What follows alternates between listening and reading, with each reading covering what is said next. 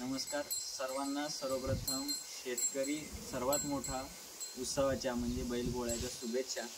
तर आज आमच्या शेतकऱ्याचा सर्वात मोठा उत्सव आहे तो म्हणजे बैलपोळा। आणि या बैलपोळ्यासाठी शेतकरी सकाळपासून त्याची लगबग सुरू असते। मग ते बैल सजवण्यापासून तर संध्याकाळी त्यांना मंदिरात गावात एकत्र जमवण्यासाठी। तर आज आम्ही जे बैलाला सजावटीचं जे साहित्य असतं आपण त्याच्याविषयी माहिती घेऊ। तर हे जे आहे याला मोरखी म्हणतात। ही कवड्यांची आहे। कवड्याला फार म्हणजे पहिल्यापासून महत्त्व आहे। तर ही कवड्याची माळ असलेली मोरखी आहे। ही पैंजण आहे। हे बैलांच्या पायामध्ये बांधल्या जातं आणि ती प्रत्येक एका पायात एक अशी दोन बैलाची चार अशी पुढच्या समोरच्या पायामध्ये ही पैंजण बांधल्या जातं। ही गोंडा आहे। हा बैलांच्या शिंगाला म्हणजे कपाळावरती असतो। ही मोरखी आहे। ही पण बैलांच्या अशी तोंडातून घालून शिंगाच्या वरती बांधल्या जाते। हे जे ही एक आहे हे बैलांच्या शिंगाला असतो गोंडा। हे पण कवड्याचंच आहे। त्याच्यानंतर ही जी आहे ही वेसन आहे।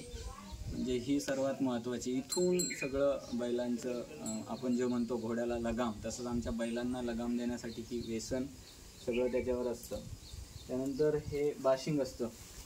तर नवरोबाला बाशिंग असतं तसंच आमच्या बैलांना सुद्धा हे बाशिंग असते। कपाळावरती असं बांधलं जातं।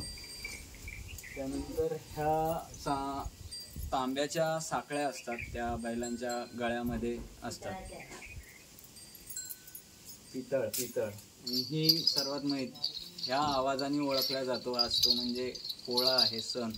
ही आहे घुंगरमाळ। ही बैलांच्या गळ्यात बांधल्या जाते। त्यानंतर ही आहे पळस गोंडे। हे पळसमोळ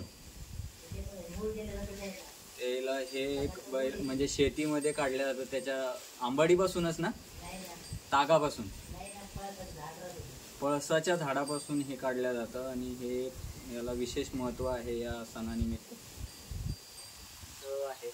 ते एक गोंडा आहे। हा पण बैलांच्या समोर कपाळावरती असतो। ठीक आहे। तर असं हे सगळं सजावट आणि बंद करतो।